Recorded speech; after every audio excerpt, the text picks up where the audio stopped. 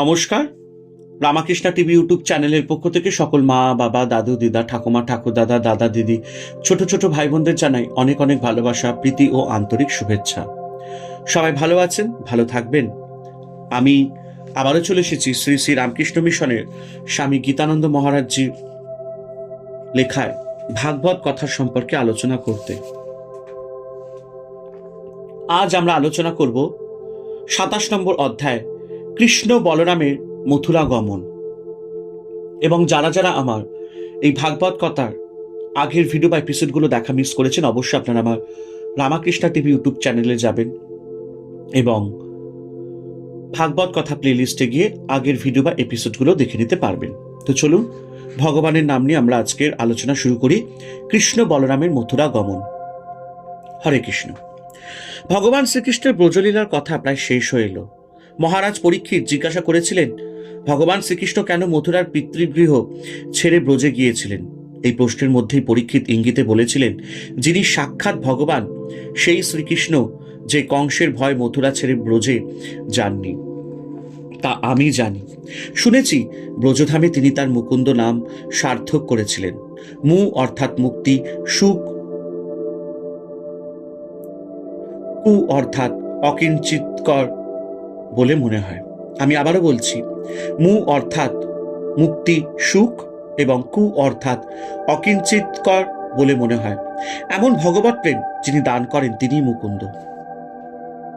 সুতরাং ব্রজে ভগবান শ্রীকৃষ্ণ এমন কি লীলা খেলা করেছিলেন যার রস আস্বাদন করে ব্রজবাসীরা ভগবৎ প্রেমে সর্বদাই বিভোর থাকতেন? সেই অপার্থিব ব্রজপ্রেমের কথা আমাদের বলুন। ভক্তিপথে ভগবানকে লাভ করার জন্য শান্ত, দাস্য, সখ্য, বাৎসল্য ও মধুর এই 5টি ভাবের কথা রয়েছে। শান্ত এবং দাস্য ভাবের কথা অনেক জায়গাতেই রয়েছে, কিন্তু সখ্য, বাৎসল্য, মধুর ভাবের তথা তেমন বিশেষ পাওয়া যায় না। সুখদেব এই 3টি ভাবের কথা, এইসব ভাবের সাধকদের কথা এবং তাদের ভাবের পূর্ণ পরিণতির অবস্থা ব্রজলীলায় বিশেষভাবে বলেছেন। সখ্যভাবে সিদ্ধ কৃষ্ণ সখাদের সম্বন্ধে বলতে বলতে সুখদেব নিজেই বিস্মিত হয়ে বলেছিলেন, জ্ঞানী এবং যোগীরা যাকে ব্রহ্মানন্দ স্বরূপ পরম পুরুষ বলে জেনেছেন, দাস্য ভক্তেরা যাকে স্বয়ং ভগবান বলে অনুভব করেছেন এবং মায়ামুগ্ধ জীবেরা যাকে সাধারণ বালক বলে মনে করেছিলেন, সে পরমাত্মা স্বরূপ ভগবান শ্রীকৃষ্ণের সাথে যেসব গোপ বালকেরা সখার মতো খেলা করেছিলেন, তাদের কি আর পুণ্যের অস্ত আছে? মাফ করবেন, পুণ্যের অন্ত আছে? নন্দ যশোদার বাৎসল্য ভাবের কথা শুনতে শুনতে মহারাজ পরীক্ষিত মোহিত হয়ে জিজ্ঞাসা করেছিলেন, হে ব্রহ্মর্ষি, নন্দ মহারাজ এমন কি মহা তপস্যা করেছিলেন এবং মহা ভাগ্যবতী যশোদাই বা এমন কি স্বীকৃতি করেছিলেন যার জন্য ভগবান শ্রীকৃষ্ণ স্বয়ং তার স্তনপান করেছিলেন? আর মধুর ভাবময় গোপীদের ভাব এবং অবস্থা চাক্ষুষ দেখে মহাভক্ত এবং পরমজ্ঞানী কৃষ্ণের একান্ত সচিব উদ্ধব নিজেকে তাদের কাছে অত্যন্ত নিকৃষ্ট বলে মনে করেছিলেন। এই বৃন্দাবনে গোপীদের পদধূলিতে পবিত্রকৃত গুল্ম, লতা, ঔষধি প্রবৃত্তির মধ্যে যে কোনো একটি হয়েও যদি আমি জন্মগ্রহণ করতে পারি, তাহলে নিজেকে মহাভাগ্যবান বলে মনে করব, কারণ আমি তখন গোপীদের চরণ রেণু লাভ করতে সমর্থ হব। ভগবান শ্রীকৃষ্ণ সখ্য, বাৎসল্য, মধুরভাবে সিদ্ধ তার আপনজন ব্রজবাসীদের সাথে অপার্থিব মনোরম লীলা করে তাদের আনন্দ সাগরে ভাসিয়ে নিজেও সেই আনন্দের আস্বাদন করেছেন। কিন্তু আর কতদিন তিনি তার মুষ্টিমেয় প্রেমাস্পদ আপনজনদের নিয়ে পরম আনন্দে কাটাবেন? নিজেরই প্রতিজ্ঞার কথা কি তিনি ভুলে গেলেন? ক্ষীরোদ সাগরের তীরে ব্রহ্মাদি দেবতাদের দ্বারা পার্থিব হয়ে তিনি প্রতিজ্ঞা করেছিলেন যে স্বয়ং তিনি অবতীর্ণ হয়ে পৃথিবীর ভাবস্বরূপ অসুরদের বিনাশ করে ধর্মের প্রতিষ্ঠা করবেন। এদিকে যে অসুরদের অত্যাচারে প্রজারা ত্রাহি ত্রাহি ডাক ছাড়ছে, বসুদেব, দেবকী, কংস কারাগারে দুঃসহ কষ্টে কৃষ্ণের আগমনের আশায় দিন গুনছেন। দেবকীর হৃদয়ভেদী মুখ আহ্বান হৃদয় গুমরাতে থাকে, কবে তুমি আসবে?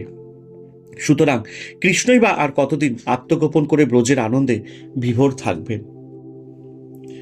ত্রিকালদর্শী নারদমুনি জানতেন যে কংসের পাপের মাত্রা পূর্ণ না হলে ভগবান আসবেন না। সুতরাং জগতের মঙ্গলের জন্য কংসের পাপের মাত্রা যাতে তাড়াতাড়ি পূর্ণ হয়, তার জন্য নারদমুনি উপায় চিন্তা করে একদিন কংসের কাছে এসে বললেন, ও হে কংস, তোমার তো মনে আছে দেবকীর বিবাহের দিন আকাশবাণী হয়েছিল যে দেবকীর অষ্টম গর্ভজাত সন্তান তোমার মৃত্যুর কারণ হবে? কিন্তু অষ্টম গর্ভের সন্তান বলে যাকে তোমার হাতে দেওয়া হলো, সেই কি ছিল একটা কন্যা?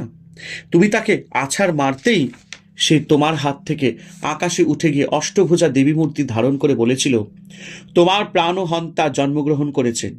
এই সবই তুমি জানো। যা জানো না তাই এখন তোমায় বলছি। দেবকীর অষ্টম গর্ভে কন্যা হয়নি, পুত্রই হয়েছিল। বসুদেব সেই রাত্রেই নবজাত পুত্রটিকে নন্দালয় গিয়ে যশোদার পাশে রেখে যশোদার কন্যাটিকে এনে তোমায় দিয়েছিল। এদিকে দেবকীর পুত্রটি যশোদার পুত্ররূপে পরিচিত হয়ে গোকুলে লালিত পালিত হতে লাগল। ক্রমে সেই পুত্রটি তোমার অনুচর রাক্ষস ও অসুরদের পুতনা তৃণাবর্ত, অঘাসুর, বকাসুর প্রভৃতিকে বধ করেছে। নারদের কাছে এই সব কথা শুনে কংস তখনই বসুদেবকে বধ করতে উদ্যত হল। নারদ তখন কংসকে বুঝিয়ে বললেন, বসুদেবকে বধ করে তোমার লাভটা কি হবে? তোমার আসল শত্রু তো বসুদেব নয়, ভগবান শ্রীকৃষ্ণ, নারায়ণের অবতার। সুতরাং কৃষ্ণের সম্বন্ধে কি করবে তাই আগে ঠিক করো। দেবর্ষি নারদ বসুদেবকে বধ করতে নিষেধ করলে কংস তখন বসুদেব পুত্র কৃষ্ণ বলরামকেই তার মৃত্যুর কারণ জেনে বসুদেবকে দেবকীর সাথে লৌহ শৃঙ্খলে বদ্ধ করল। দেবর্ষি নারদ চলে যাওয়ার পর কংস তার মন্ত্রীদের ডেকে বলল, আমি নিশ্চিত জেনেছি বসুদেব পুত্র কৃষ্ণ বলরাম নন্দ্রবোজে বাস করছে, তারাই আমার মৃত্যু কারক। সুতরাং তাদের মথুরায় এনে তোমার মল্লক্রীড়ার ছল করে তাদের বধ করবে। এই উদ্দেশ্যে তোমরা এখানে ধনুর্যজ্ঞের ব্যবস্থা করো। যজ্ঞের অঙ্গ হিসাবে মল্ল খেলার জন্য সুন্দর মঞ্চ তৈরি করো, যাতে প্রজারাও এই মল্লযুদ্ধ দেখতে পারে। তাছাড়া মল্লভূমির প্রবেশদ্বারে আমার অতি প্রিয় কুবলয়াপীর নামের মদমত্ত হস্তিটিকে রেখে দেবে, যাতে কৃষ্ণ বলরাম মল্লভূমিতে প্রবেশ করার আগেই ওই হাতিটি তাদের বধ করতে পারে। যদি কোনো রকমে তারা ওই হাতিকে এড়িয়ে মল্লভূমিতে প্রবেশও করে, তবে হে চানুর, হে মুষ্টিক, তোমরা কাছাকাছি থাকবে। তোমাদের মতো শক্তিমান ও মল্ল ক্রীড়ায় পারদর্শী জগতে আর কেউ নেই। সুতরাং ওই শিশু দুটিকে তোমরা অনায়াসে বধ করতে পারবে। পূর্বেই বলা হয়েছে যে কংস যখন তার পিতা উগ্রসেনকে বন্দী করে নিজের সিংহাসনে আরোহণ করল, তখন কংসের অত্যাচারে ভোজ, বৃষ্ণি, অন্ধক প্রভৃতি বংশের লোকেরা মথুরা ছেড়ে বিভিন্ন দেশে গিয়ে গোপনে বসবাস করতে লাগলেন। তাদের মধ্যে কয়েকজন শুভদিনের আশায় কংসের কর্তৃত্ব মেনে নিয়ে মথুরাতে বাস করছিলেন। অক্রূর ছিলেন তাদের মধ্যে একজন। এই অক্রূরকে সম্মান করে কংস বলল, হে অক্রূর, ভোজ এবং বৃষ্ণি বংশে তোমার মতো হিতাকাঙ্ক্ষী আমার আর কেউ নাই। সুতরাং তোমার উপরেই একটি বিশেষ কাজের ভার দিতে চাই।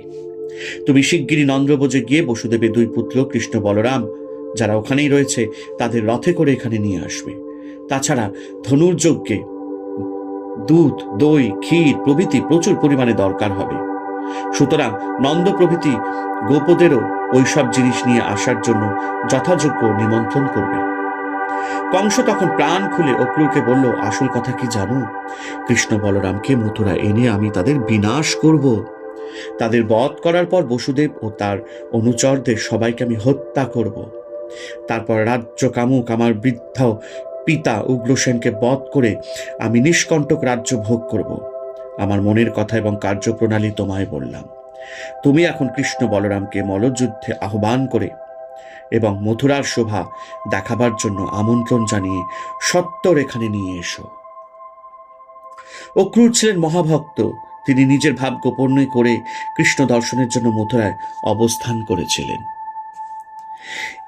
সেই অক্রূর কংসের আদেশে যখন রথারোহণে ব্রজে যাচ্ছিলেন, তখন স্বভাবতই তিনি কৃষ্ণ দর্শনের আশায় মনে মনে ভাবতে লাগলেন। তিনি ভাবছেন, আমি এমন কি শুভ কাজ করেছি, অথবা এমন কি সুকঠিন তপস্যা করেছি, কিংবা মহাভক্ত রূপযোগ্য পাত্রে এমন কি দান করেছি, যার ফলে ব্রহ্মাদিরও যিনি ঈশ্বর সেই শ্রী কেশবের আজ দর্শন লাভ হবে। এখন আমি নিশ্চিত রূপে বুঝেছি যে আমার অশুভ কর্ম সকল বিনষ্ট হয়েছে এবং আজ আমার জন্ম সার্থক হলো। কারণ যোগীরা যার শ্রীচরণ ধ্যান করেন, আজ আমি সাক্ষাৎভাবে সেই ভগবান শ্রীকৃষ্ণকে প্রণাম করতে পারব। অক্রূর ভাবছেন, কি আশ্চর্য যে কংস ভুলেও কখনো কারোর হিতাচরণ করে নাই, সেই কংস আজ আমার পরম মঙ্গল। সংসার সমুদ্র উত্তীর্ণ হবার একমাত্র উপায় ভগবান শ্রীকৃষ্ণের চরণ দর্শনের সুযোগ করে দিয়েছে। কংস প্রেরিত হয়ে আজ আমি কৃষ্ণ চরণে প্রণত হয়ে আমার জীবনকে সার্থক করব। ব্রহ্মাদি দেবতারা যার চরণ বন্দনা করেন, স্বয়ং লক্ষ্মী দেবী, ঋষি মুনিরা এবং ভক্তেরা যার শ্রী চরণ পূজা করেন, গোপিকাদের কুচকুঙ্কুমে রঞ্জিত সেই শ্রীচরণ আজ আমি দর্শন করব। আমার কি সৌভাগ্য! ভক্ত ক্রূর তার ইষ্ট দেবতা সর্বলোক পূজ্য শ্রীকৃষ্ণের দর্শনে যাচ্ছেন। তার কি আর ভাবনা উৎকণ্ঠার শেষ আছে? অক্রূর আনন্দে বিহল হয়ে রথে বসেই শ্রীকৃষ্ণের মুখমণ্ডল সৌন্দর্যের কথা চিন্তা করছেন। আজ আমি নিশ্চয়ই তাকে দর্শন করতে পারবো। কেন অক্রূরের এই নিশ্চয় জ্ঞান হলো? অক্রূর দেখলেন বনের কিছু হরিণ তার রথের পাশে ঘোরাঘুরি করছে। এই মঙ্গলসূচক দৃশ্য দেখে অক্রূর ভাবলেন, হরিণেরা যখন আমাকে প্রদক্ষিণ করছে, তখন আজ নিশ্চয়ই আমার কৃষ্ণ দর্শন হবে। আহা, কৃষ্ণের কুঞ্চিত কেশ, পাশি, শতবৃত কপল এবং নাসিকা কি সুন্দর! অরুণাভাযুক্ত হরিণের মতো বিশাল সুন্দর নয়ন দিয়ে তিনি যখন সহাস্যে তাকান, তখন তা কতই না মনোহর হয়। জগতের ভার দূর করার জন্য যিনি স্বেচ্ছায় দেহ ধারণ করেছেন, সেই সর্বলাবণ্য নিকেতন ভগবান শ্রীকৃষ্ণকে সাক্ষাৎ দর্শন করেও কি আমার চক্ষুদয় চিরকৃতার্থ হবে না? অর্থাৎ ভগবানকে দর্শন করার পর জগতের আর কোনো কিছুই আমি দর্শনীয় থাকবে না। শ্রীকৃষ্ণকে দর্শন করবেন, এই চিন্তার আনন্দেই অক্রূর বিভোর হয়ে ভাবছেন, অখিল রসামৃত মূর্তি আনন্দ ঘন বিগ্রহ শ্রীকৃষ্ণকে দর্শন করে আজ আমার চক্ষু সার্থক হবে। অক্রূর তন্ময় হয়ে ভাবছেন, আমি যখন সত্যই তার সামনে গিয়ে উপস্থিত হব, তখন আমি কিভাবে তাকে সম্বোধন করব? আমরা যখন কোনো বহু সম্মানিত লোকের সাথে দেখা করতে যাই, তখন আগে থেকেই ভাবতে থাকি কিভাবে তাকে সম্মান দেখাবো, কিভাবে তার সাথে প্রথম কথা বলবো ইত্যাদি। অক্রূর ভাবছেন, ভগবান শ্রীকৃষ্ণকে দেখা মাত্র আমি রথ থেকে নেমে তার পায়ে লুটিয়ে পড়ব এবং তার সখাদের প্রণাম করব। সাধক তার ইষ্টের ধ্যানের সময় এই সব চিন্তাই করতে থাকে। আমার ইষ্টদেব করুণাঘন মূর্তিতে আমাকে কৃপা করার জন্য উন্মুখ হয়ে আছেন।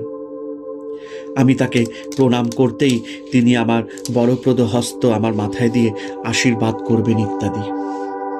অক্রূর ভাবছেন, আমি যখন সাষ্টাঙ্গে তাকে প্রণাম করব, তখন তিনি সর্বব্যাপী হলেও কৃষ্ণরূপে যে হাত দিয়ে তিনি সংসার ক্লিষ্ট জীবদের অভয় দেন, সে হাত আমার মাথায় রাখবেন, কারণ আমি তারই শরণাকাঙ্ক্ষী। যদিও আমি কংসের দূত হয়ে যাচ্ছি এবং কংস দুর্ভিসন্ধি করেই আমাকে পাঠাচ্ছে, তবুও তিনি আমার প্রতি রাগ করবেন না, কারণ তিনি যে সর্বান্তর্যামী, সকলের অন্তরের ভাবেই জানেন। সুতরাং আমার মনের কথাও তার অজানা নয়। জগৎ আর কেউ না জানলেও তিনি তো জানেন যে বাইরে আমি শত্রুভাবাপন্ন কংসের দূত হয়ে এলেও অন্তরে অন্তরে আমি তারই ভক্ত। সুতরাং তিনি আমার প্রতি রাগ করতেই পারেন না। তিনি যে ভক্তবৎসল, ভগবান তার উপর বিরূপ হবে না, এইটি স্থির জেনেও অক্রূরের তৃপ্তি হচ্ছে না। তাই তিনি ভাবছেন, ভগবান শ্রীকৃষ্ণ যদি আমাকে পরম বন্ধু আর তার আত্মীয় এবং তারই একান্ত দাস্য ভক্ত বলে তার বিশাল বাহু দিয়ে আলিঙ্গন করেন, তবে সেই মুহূর্তে আমার শরীর মন পবিত্র হয়ে আমার সকল কর্মবন্ধন শিথিল হয়ে যাবে। রথে যেতে যেতেই অক্রূর অবিচ্ছিন্ন তৈল ধারাবৎ শ্রীকৃষ্ণের ধ্যান করছেন। ভাবছেন, আমি যখন তাকে প্রণাম করব, তখন মহাকীর্তিকারী শ্রীকৃষ্ণ আমাকে যখন হে অক্রূর, হে তাত বলে সম্বোধন করবেন, তখন আনন্দে আমি আর আমাতে থাকবো না। তখন আমার ডাক ছেড়ে কাঁদতে ইচ্ছে হবে, ওরে তোরা কে কোথায় আছিস আয়, আমার আনন্দ দেখে যা, আমার জন্ম সার্থক হয়েছে দেখে যা। এতক্ষণ অক্রূর কেবল শ্রীকৃষ্ণের কথাই ভাবছিলেন, এবার তার বলরামের কথা মনে হলো। তাই তিনি ভাবলেন, শ্রীকৃষ্ণের অগ্রজ যদুকুল শ্রেষ্ঠ বলরাম আমাকে তার পদপ্রান্তে পতিত দেখে স্বহস্তে তুলে আলিঙ্গন করে ঘরের ভেতর নিয়ে যাবেন। সেখানে পাদ্য অর্ঘ্য দিয়ে আমাকে আপ্যায়িত করে আত্মীয় স্বজন এবং বন্ধু বান্ধবদের প্রতি কংসের আচরণ সম্বন্ধে আমায় জিজ্ঞাসা করবেন। অক্রূর এইভাবে অক্রূর এইভাবে বৃন্দাবনে আস্তে আস্তে সমস্ত রাস্তায় শ্রীকৃষ্ণের অপার্থিব সৌন্দর্য, তার অশেষ গুণাবলী এবং তার সান্নিধ্য লাভের চিন্তায় আনন্দে বিভোর হয়ে রইলেন। সুখদেব বললেন, হে মহারাজ, সফল্ক পুত্র অক্রূর এইভাবেই সমস্ত পথ কৃষ্ণ চিন্তায় বিভোর থেকে যখন গোকুলে এসে উপস্থিত হলেন, তখন সূর্য অস্তমিত হয়েছে। শ্রীকৃষ্ণের পায়ের তলায় যেসব অলৌকিক চিহ্ন, ধ্বজ, ব্রজ, অঙ্কুশ ইত্যাদি রয়েছে, সেই সব চিহ্ন শোভিত শ্রীকৃষ্ণের পায়ের ছাপ গোকুলের রাস্তার উপর অক্রূর দেখতে পেলেন। শ্রীকৃষ্ণের চরণ চিহ্ন দেখে অক্রূর তখন প্রেম পুলকিত দেহে, অশ্রুসিক্ত নয়নে তাড়াতাড়ি রথ থেকে নেমে, আহা, এইগুলি আমার প্রভুর চরণ চিহ্ন, এই বলে রাস্তার সেই চরণ চিহ্নের উপরেই গড়াগড়ি দিতে লাগলেন। মানুষের সকল দম্ভ অহমিকা দূর না হলে ভগবানের দর্শন হয় না। অক্রূর সারাটা রাস্তা ভগবানের চিন্তা করতে করতে এসেছেন। এই ভগবত চিন্তার ফলে তার হৃদয় পবিত্র হয়েছিল এবং কৃষ্ণের দর্শনের জন্য তিনি অত্যন্ত ব্যাকুল হয়েছিলেন। হয়তো তখনও তার মনে কিছুটা অহমিকা ছিল। আমি কংসের দূত হয়ে কৃষ্ণের কাছে যাচ্ছি। রাস্তায় কৃষ্ণের চরণ চিহ্ন দেখে অক্রূর ভাবে বিহল হয়। সেই চরণ চিহ্নের উপর গড়াগড়ি দিতে লাগলেন। এতে অক্রূরের সমস্ত মোহ কালিমা দূর হলো। ভগবানের পায়ে তার আত্মসমর্পণ সম্পূর্ণ হলো। সুতরাং ভগবত দর্শনে আর দেরি কি? এরপর অক্রূর ব্রজের গোদহন স্থানে যেতেই শরৎকালীন প্রস্ফুটিত কমল সদৃশ্য নয়নে শোভিত পীত বসন পরিহিত শ্রীকৃষ্ণ এবং নীলাম্বরধারী বলরামকে দর্শন করলেন। অক্রূর দেখলেন এরা দুজনেই কিশোর বয়স্ক, একজনের শ্যামবর্ণ আর একজনের শ্বেতবর্ণ। দুইজনেই দীর্ঘ বাহু, প্রসন্ন বদন এবং পরম সুন্দর। অক্রূর আরো দেখলেন যে তারা ছোট বড় বহু বনমালা পড়ে রয়েছেন। সুখদেব বলছেন, হে মহারাজ, শ্রীকৃষ্ণ এবং বলরাম নিজেদের অসাধারণ তেজে সন্ধ্যার অন্ধকার দূর করে ইন্দ্রনীল পর্বত এবং সুবর্ণ খচিত রৌপ পর্বতের মতো শোভা পাচ্ছিলেন। অক্রূরের প্রথম কৃষ্ণ দর্শন, সুতরাং আনন্দে স্নেহ বিহবল চিত্তে অক্রূর তখন তাড়াতাড়ি রথ থেকে নেমে কৃষ্ণ বলরামের চরণে দণ্ডবৎ প্রণত হলেন। সেই পরম মুহূর্তে অক্রূরের কি অবস্থা হলো! ভগবত দর্শনের সর্বগ্রাসী আনন্দে অক্রূরের চোখ দিয়ে অজস্র ধারায় প্রেমাশ্রু পড়তে লাগলো। দেহ রোমাঞ্চিত হলো এবং তীব্র ব্যাকুলতার জন্য তিনি নিজের পরিচয় দিতে পারলেন না। আমেরিকার দুই মহিলা, সিস্টার ক্রিস্টিন এবং মিসেস ফাঙ্কি, স্বামী বিবেকানন্দের কিছু বক্তৃতা শুনে স্বামীজির প্রতি বিশেষ আকৃষ্ট হয়েছিলেন, কিন্তু স্বামীজির সাথে তাদের সাক্ষাৎ পরিচয় ছিল না। তারা প্রায় 1.5 বছর স্বামীজির কোনো সংবাদ পাননি। হঠাৎ এক বন্ধুর কাছে জানলেন যে স্বামীজি তখন প্রায় 500 মাইল দূরে সহস্র দ্বীপোদ্যানে রয়েছেন। পরদিনই সকালে তারা স্বামীজির কাছে শিক্ষালাভের সংকল্প নিয়ে রওনা হলেন। রাস্তায় সারাটা দিন কেটে গেল। যখন তারা সহস্র দ্বীপোদ্যানে গিয়ে পৌঁছলেন, তখন সন্ধ্যা হয়ে গেছে। অন্ধকার রাত, একটু একটু বৃষ্টি পড়ছে এবং তারা নিজেরা অত্যন্ত ক্লান্ত। সারাটা দিনই তারা স্বামীজির কথা ভেবেছেন। নিজেরা মনে মনে ঠিক করে রেখেছেন স্বামীজিকে প্রথম দেখবার পর তারা কি বলবেন। অবশেষে তারা যখন সত্যই স্বামীজির সামনে উপস্থিত হলেন, তখন তারা যেসব কথা স্বামীজিকে বলবেন বলে ঠিক করেছিলেন তা সব ভুলে গেলেন। একজন হঠাৎ বলে উঠলেন, আজ যদি যীশুখ্রিস্ট বেঁচে থাকতেন, তাহলে যেভাবে আমরা তার কাছে গিয়ে শিক্ষা লাভ করতে চাইতাম, ঠিক সেইভাবেই আমরা আপনার কাছে এসেছি।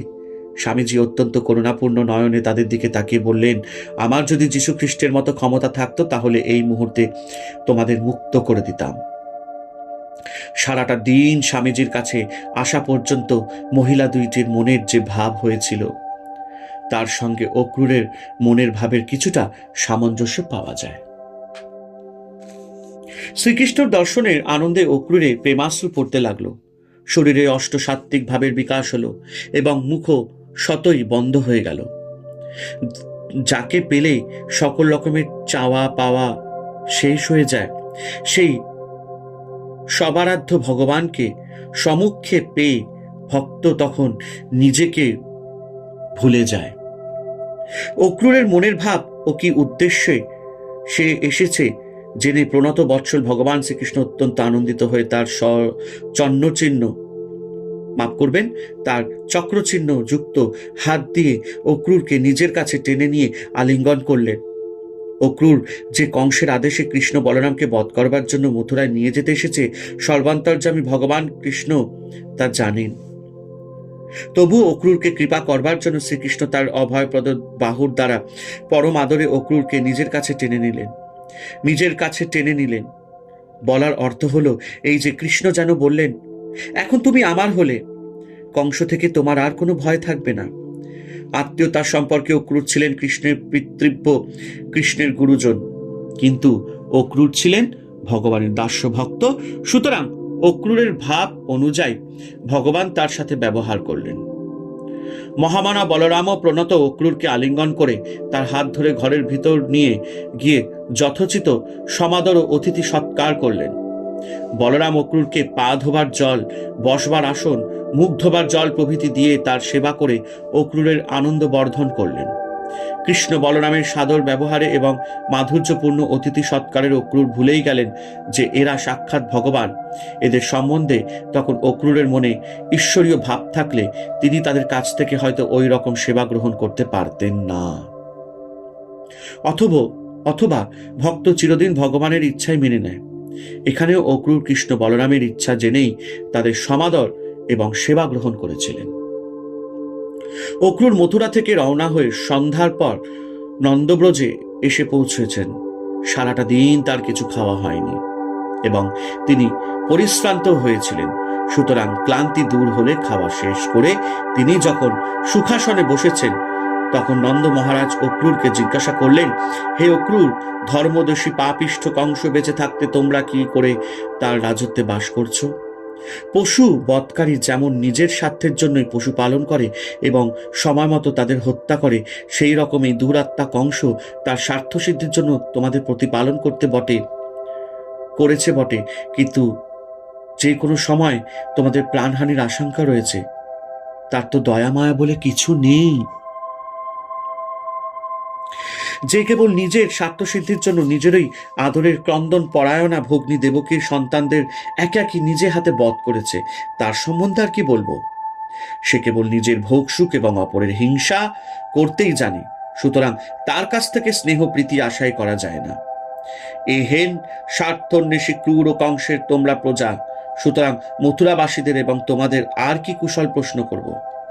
তোমরা যে সুখে নেই এ কথা বলাই বাহুল্য। মহারাজ নন্দের এই রকম সংবেদনাপূর্ণ মধুর কথায় অক্রূর অত্যন্ত আনন্দিত হলেন। ভাবলেন তার নন্দব্রজে আসা সার্থক হয়েছে, তার সমস্ত পথশ্রম দূর হল।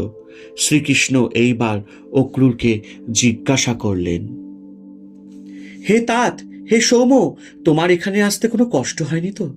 তোমাদের সব মঙ্গল হতো?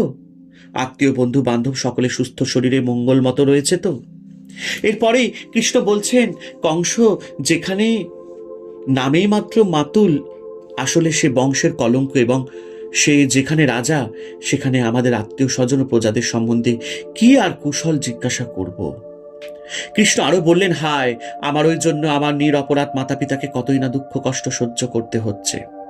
আমার ওই জন্য তাদের 6টি পুত্রের মৃত্যু হয়েছে এবং আমার ওই জন্য তারা এখন কারাগারে অতি কষ্টে কোনো রকমে বেঁচে আছেন। আপনার মতো যারা আমার আত্মীয়, আমি তাদের কথাই ভাবছিলাম। আজ আপনি নিজেই এখানে এসেছেন, ভালোই হলো। এখন বলুন, আপনার আগমনের উদ্দেশ্য কি? ভগবান শ্রীকৃষ্ণ হচ্ছেন সর্বজ্ঞ, কোথায় কি হচ্ছে তিনি সবই জানেন। তবে আজ যে বড় তিনি কংসের অত্যাচারের কথা, তার মা বাবা দুঃখের কথা ভাবছেন। এর কারণ হলো এই যে তিনি ঠিকই করে ফেলেছেন, ব্রজের আনন্দের হাট ভেঙে এবার তাকে জগতের কল্যাণের জন্য, ধর্ম স্থাপনের জন্য বৃহত্তর কর্মকাণ্ডে যোগ দিতে হবে। এদিকে কংসের পাপের মাত্রাও পূর্ণ হয়ে এসেছে, সে এখন কাল কবলিত। সুতরাং অক্রূরকে উপলক্ষ করে তিনি তার কর্মপন্থা ঠিক করলেন। কৃষ্ণের প্রশ্ন শুনে অক্রূর তখন কংসের ষড়যন্ত্রের কথা, কৃষ্ণ বলরামকে মথুরায় নিয়ে গিয়ে বধ করবার কথা বিস্তৃতভাবেই বললেন। অক্রূরের কথা শুনে কৃষ্ণ বলরাম একটু হাসলেন এবং নন্দ বাবাকে এই সব কথা না বলে শুধু বললেন যে কংস ধনুর্যজ্ঞ করবে এবং সেখানে দুধ, দই, ক্ষীর প্রভৃতি নিয়ে সকলকে যেতে হবে। সেই অনুযায়ী পরদিন সকালে নন্দ প্রভৃতি গোপেরা মথুরায় যাবার জন্য তৈরি হতে লাগলো। এদিকে ভগবান শ্রীকৃষ্ণ বলরামকে মথুরায় নিয়ে যাওয়ার জন্য অক্রূর এসেছেন। এই কথাটা রাষ্ট্র হতে কৃষ্ণগত প্রাণা গোপীরা অত্যন্ত দুঃখিত হলেন। তাদের প্রাণের প্রাণ কৃষ্ণই যদি তাদের ছেড়ে চলে যান, তবে তারা আর কি নিয়ে কেমন করে বেঁচে থাকবেন? কৃষ্ণের বিরহে তাদের যে মরণাধিক যন্ত্রণা হবে, তাতেই তো তাদের দেহান্ত হবে। কৃষ্ণের আশু বিরহের চিন্তায় গোপীদের যে অবস্থার কথা বলা হয়েছে, তা অত্যন্ত করুণ। কৃষ্ণের জন্য এই আরতি ভগবানকে না পাবার মর্মান্তিক দুঃখ চিরকাল ভক্তজনকে ভগবত অনুসন্ধানে অনুপ্রাণিত করেছে। কৃষ্ণকে গোপীরা কখনো ঈশ্বর ভাবে, আবার কখনো প্রাণপ্রিয় রূপে দেখতেন। কিন্তু মজা হলো এই যে ভগবানের ঐশ্বর্য এবং মাধুর্য একই সঙ্গে আস্বাদন করা যায় না। গোপীরা মুখ্যত মধুর ভাবের সাধিকা, সুতরাং মধুর ভাবের অবস্থায় কৃষ্ণের ঈশ্বরত্ব গোপীদের কাছে তেমন প্রকাশিত হতো না। অক্রূর পরদিন সকালে কৃষ্ণ বলরামকে নিয়ে মথুরায় যাবেন। এই কথা শুনে কোনো কোনো গোপীর হৃদয়স্থিত বিরাহাগ্নির উত্তাপে তার মুখশ্রী স্নান হয়ে গেল। গোপীদের মধ্যে ভাবের তারতম্য ছিল, সুতরাং কৃষ্ণের আশু বিচ্ছেদের চিন্তায় বিভিন্ন গোপীদের ভাবের বিভিন্ন অভিব্যক্তি হয়েছিল। কোনো গোপী তখন কৃষ্ণের ধ্যানে ডুবে গিয়ে জীবন মুক্তের মতো ইহলোক অথবা নিজের দেহ সম্বন্ধে কিছুই জানতে পারলেন না। তাদের ইন্দ্রিয় বৃত্তি সকল স্তব্ধ হয়ে গেল। কোনো কোনো গোপীর মনে কৃষ্ণের সাথে তাদের রাসক্রীড়া, সপ্রেম কথাবার্তা, হাস্য পরিহাস প্রভৃতি মধুর স্মৃতি জেগে উঠতে তারা একেবারে বিহ্বল হয়ে উঠে পড়লেন। তাদের চোখ দিয়ে অঝরে জল পড়তে লাগলো এবং মর্মস্পর্শী ভাষায় তারা খেদোক্তি প্রকাশ করতে লাগলেন। গোপীরা বলছেন, হে বিধাতা, বুঝতে পারছি তোমার মধ্যে দয়ার লেশমাত্র নেই। তুমি বন্ধুত্ব আর ভালোবাসার দ্বারা দেহীদের মিলন ঘটিয়ে দাও, কিন্তু সেই মিলনের সুখ আস্বাদনের আগেই তুমি তাদের মধ্যে বিচ্ছেদ এনে দাও। সুতরাং তোমার এই রকম ব্যবহার নিতান্তই বালকতুল্য, নিষ্ফল ও নিরর্থক। জানি না কেন তুমি এরকম করো। আমরা জানি যে কৃষ্ণের সঙ্গ লাভের যোগ্য আমরা নই, তবুও তুমি আমাদের মিলন ঘটালে। যদি মিলনই ঘটালে, তবে এত তাড়াতাড়ি বিচ্ছেদ করিয়ে আমাদের এত কষ্ট দিচ্ছ কেন? তাই বলছি, দয়া বলে তোমার কিছু নেই।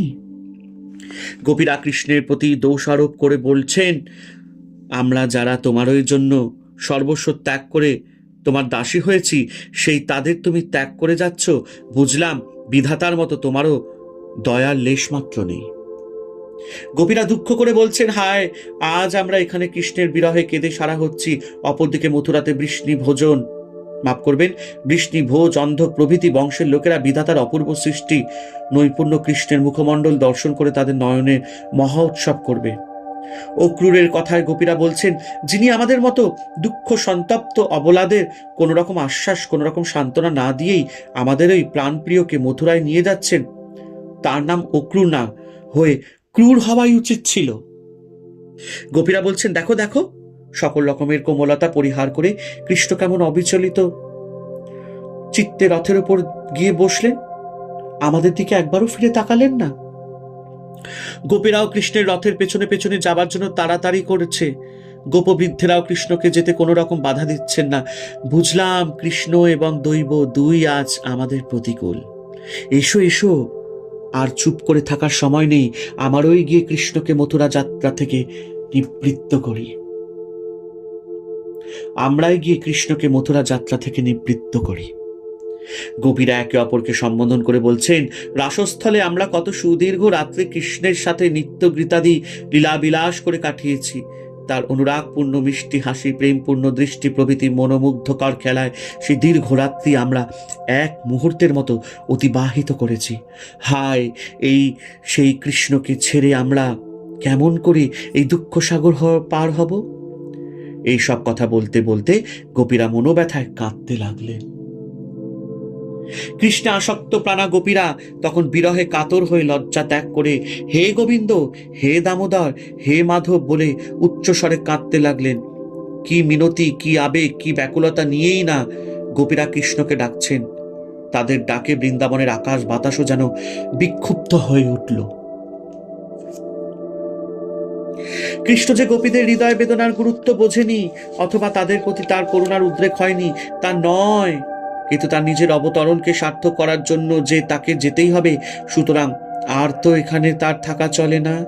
গোপীরা এইভাবে আর্তস্বরে হৃদয়ে নিংড়ানো ভাষায় ক্রন্দন করতে থাকলেও ও ক্রূর কিন্তু সূর্য ওঠার সাথে সাথেই সন্ধ্যা বন্দনাদি সেরে রথ ছেড়ে দিলেন। নন্দ প্রভৃতি গোপেরাও কংসের ধনুর্যজ্ঞের জন্য দুধ দই প্রভৃতি নিয়ে কৃষ্ণের পেছনে পেছনেই যেতে লাগলেন।